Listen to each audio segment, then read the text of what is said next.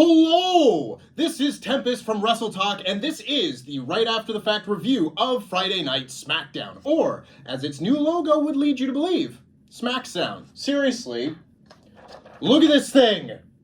Smack Sound! I actually quite like the new logo. I think it's just missing like a couple of things, so let me just R&D this a little bit. Hang on one sec. Need a couple of these. Okay, I think we're missing a little bit of that old school SmackDown vibe. So how about we just pop a lovely little exclamation mark right on the end there. Have like the top half of it be blue, the bottom half of it be silver. Easy peasy. Perfect Smack Sound logo.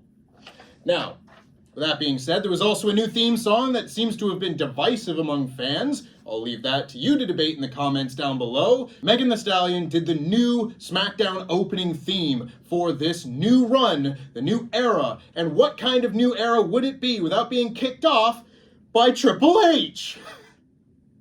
I too wish that at one point I have a monument to my own ego and allow myself to parade around in front of every major event, kicking off the show to receive an ovation. And so he did, reminding everybody that he was in the main event of the first ever SmackDown, defeating The Rock to retain the WWE Championship. And what better way to start off this new era than by defending the WWE Championship once more, this time in a steel cage match, as our opening contest was Cody Rhodes versus Solo Sikoa. Now, I'm not gonna lie, this is the second best cage match I've seen this week, of two. However, that being said, it was still much better than I had expected. I went in with low expectations following SummerSlam because I did not think that main event match was particularly good. However, I will give credit where credit is due because Cody Rhodes pulled out all of the stops. This man was bleeding. This man did a Cody cutter off of halfway up the cage. This man did a crossbody off of the top of the cage. We didn't get the moonsault. We didn't get the Wardlow cage moonsault that we got in AEW, but we still did get the big high-risk crossbody and eventually a Crossroads and the 1, 2, 3. So Cody Rhodes retains the title against Solo Sikoa, hopefully for the last time, because if they ran this match back 99 times, I doubt they would have very many times be better than this steel cage match. So a thumbs up opening to SmackDown. Hopefully we can now move past this feud. However, move past may be a transitional term in this case, because Cody's not quite done with the Bloodline. He may be done defending the title against Solo Sikoa, or at least I hope he would be, because once the title was defended, the rest of the Bloodline made their way down to the ring. It was very nice to not have to see a cage match be filled with interference spots and things like that, because as we all know, the purpose of the cage is to keep people in and keep people out, and they did that very effectively, to the point that when the Bloodline came down, they all climbed over their respective cage walls and quadruple-teamed Cody Rhodes before Roman Reigns could make the save. I find it a little strange that as all of these Samoans were climbing over these steel cage walls, Cody did not decide to exit through the door. However, I will leave that nitpick to one side because as Jacob Fatu hit a picture-perfect moonsault and then set up for a perhaps even bigger moonsault from the top of the cage, who makes the save but one Roman Reigns, making his return to SmackDown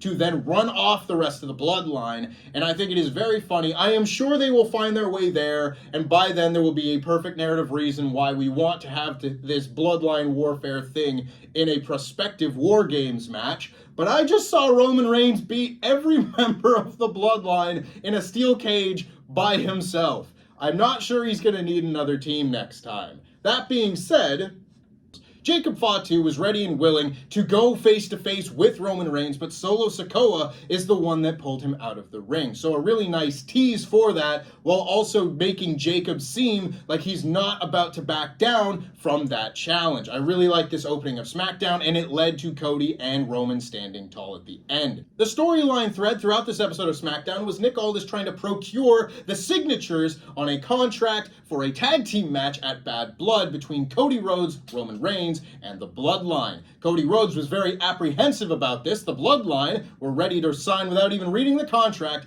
and Roman Reigns wanted to address the matter in the ring in the main event. So we will get to that, but throughout the show, Nick Aldis was running around trying to get signatures. That being said, we move on now to the only women's match we had on the show this week, and it wasn't a particularly long one either, going about 2 minutes as Michin managed to beat Piper Niven. This match was highlighted by Michael Cole saying that Michin likes to use hardcore tactics as she beat Chelsea Green with a kendo stick, and then afterwards managed to get a pinfall victory over Piper Niven with the Eat Defeat, only to be beaten down afterwards with Chelsea Green hitting an unprettier on a garbage can. Not much to talk about, not much time given, and it's interesting considering I'd like to assume at some point Michin is going to be built up for a title shot. She seems to have been given enough wins in a row to warrant such a title shot, but they sure didn't leave me feeling like she was getting one imminently after this match. And maybe she's not. Maybe that's fine. That'll come down the road because we got a better look at the women's title picture later on in the show. After that, as I scroll down here, we had a very silly little moment. First of all, we had a bunch of people showing up in the crowd. There were a bunch of former SmackDown stars making appearances, like Rob Van Dam, yay, and Vicky Guerrero, boo. Why anyone let her back on a wrestling show, I do not understand. But there were more throughout the night, His Lordship, William Regal, and Damian Priest being among them. However, this next match, this could have very easily have been a very run-of-the-mill, by-the-numbers tag team match, but instead, they went a little bit further with it, and I appreciate that. Because this was supposed to be A-Town Down Under versus Kevin Owens and a mystery partner. Now, that mystery partner ended up being Randy Orton, but Kevin Owens came out and said, listen, my partner, he had travel issues, wasn't meant to be here, so here's my partner. And out comes generic indie guy number 12, who actually is a hell of an indie guy, named Ricky Gibson, who is part of Midnight Heat and will be facing FTR later this month. Perhaps next month. I should have checked that. Regardless, Ricky Gibson and his wonderful furry back and chest made his way down to the ring, coming down to generic theme number 17. Ricky Gibson comes down to the ring to no reaction, as you would expect. And he's ready, he's excited, and Kevin Owens says, listen, I'm sorry, he wasn't my first pick, but my partner didn't have a travel issue. Wait, my partner's here? Oh, well then, Ricky kicks him and gives him a stunner. Out he goes.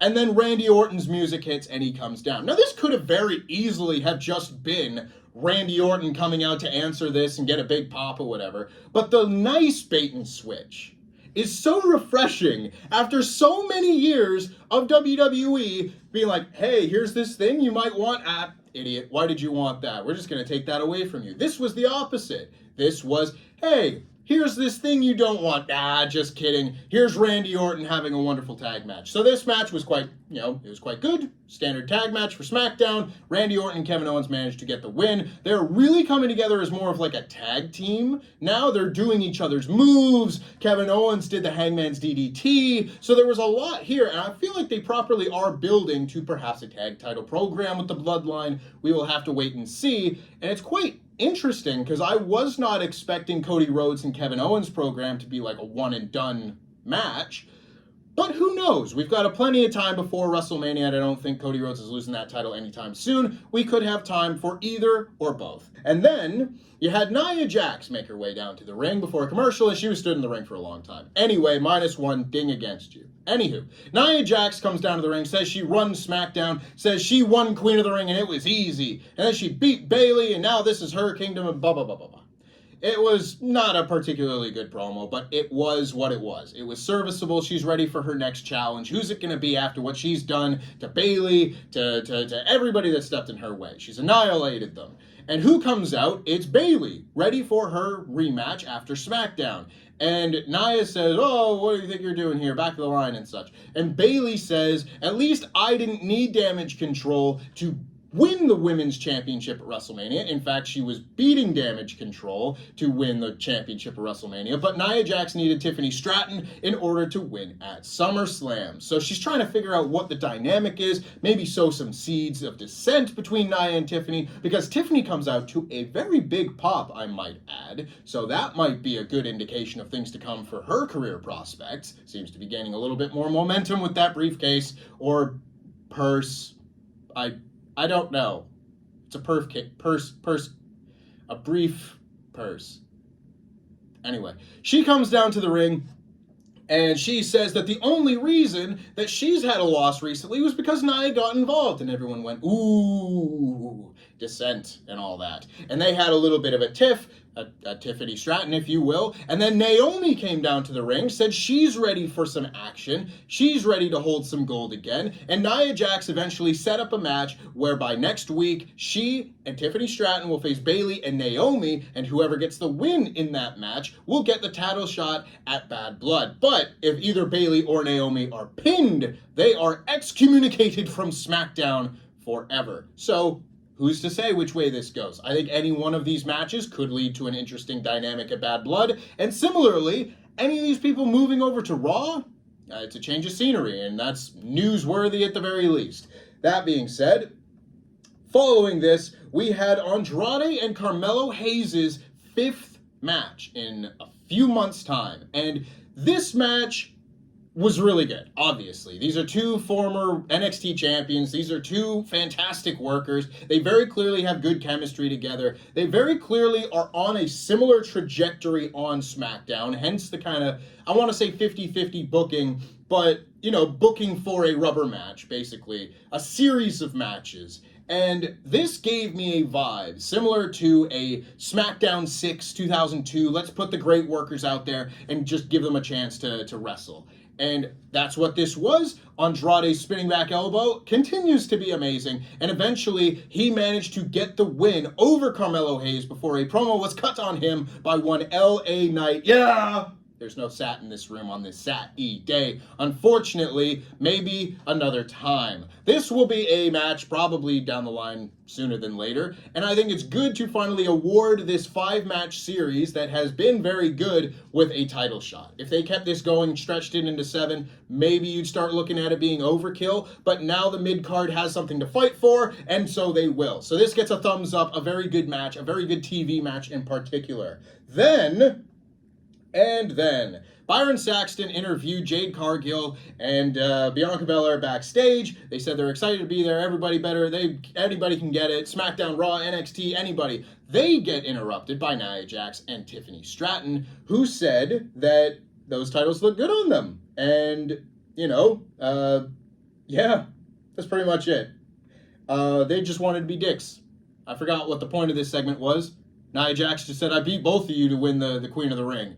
And I suppose that's true, but that also includes that really stupid Jade Cargill DQ that didn't make any sense and we hated on the podcast. So I didn't need to be reminded of that on this fine Sat-E day. That being said, we move forward to our main event segment where Roman Reigns made his way to the ring to a tremendous ovation where he says that this is still his SmackDown, this is his WWE, at which point he gets interrupted by Cody Rhodes. So Roman's whole thing is that he doesn't need the Ulafala to be the tribal chief because he is the tribal chief. He wants it back, obviously, but just having the Ulafala does not make Solo Sikoa the tribal chief. Cody Rhodes comes down and he says, your SmackDown, your WWE, not anymore. Not since WrestleMania it hasn't been. So they're facing off. This is really cool. This is really big. It feels like the two biggest stars in the company facing off head to head. And then they were interrupted by the Bloodline. So they all come down to the ring. They get halfway down. They send in the Tongans to do their dirty work. And it doesn't work. Funny enough, Tonga Loa does not beat up Roman Reigns, in fact. So after the Tongans had been dispatched by Cody Rhodes and Roman Reigns, courtesy of a Cody Cutter and a rock bottom from Roman, maybe that's a hint of something to come, we then had Roman Reigns sign that contract after also having been seemingly apprehensive, at least wanting to get something off his chest before signing, before Cody Rhodes put down the title reached out his hand, took the contract, and signed his name as well. So at Bad Blood, it will be Cody Rhodes and Roman Reigns versus the Bloodline. So, few points on this. Number one, I find it deeply hilarious that in the first ever instance of a pay-per-view in Atlanta, Georgia, with a WWE champion from Atlanta, Georgia, the WWE champion is not defending the title in Atlanta, Georgia. That is just as baffling to me as Ilya Dragunov not being on Bash at Berlin. I don't know. I guess they got all of this out of their system in Scotland. Let's get all the Scots on that show and then absolutely ignore every other person going into their hometown or country. I don't get that. I don't get that at all, personally. Not my company. However, that point aside, if you take out the location of Bad Blood, and that's just any old show in any old town, this feels like a very big tag match because it's so, like, it's Cody Rhodes and Roman Reigns properly teaming up as Goku and Vegeta coming together to settle their differences, put them aside to take on the big bad. It's a Dragon Ball anime fight in a ring, and that's what I want my wrestling to be. Wrestling is at its best when it's anime. That being said, I will be very interested to see how long they want to stretch out doing Cody versus Roman 3. I could see them doing that sooner than later and not pushing that off, having it be like a third WrestleMania main event, not necessarily next year, but in the future. I think they probably want to do that match sooner than later. Strike while the iron's hot. It's a big match. You know, you could do that on the first Raw going to Netflix or something like that. I don't know. But that being said, for a SmackDown debut on a new network, they started off with a very hot cage match, ended with a hot segment, set up a new match for the pay-per-view. This show is going to get a thumbs up. This show is going to get a 4 out of 5 from me. A big ol' enjoyable SmackDown sandwich that didn't have the SmackDown fist, so I was immediately disappointed. And that's nothing against WWE because no one said anything about the SmackDown fist. It's just me getting my hopes up because I don't want to see any more giant LED screens as the stage. Bring back original stages, be wonderful to each other, enjoy your weekend, and subscribe to WrestleTalk for more as we move forward into the fall season, into War Games season as we move into Survivor Series, and of course make sure you check out the new episode of Survival Series over on Parts Fun Known right now. It is available as everybody tries to name every WWE pay-per-view name ever.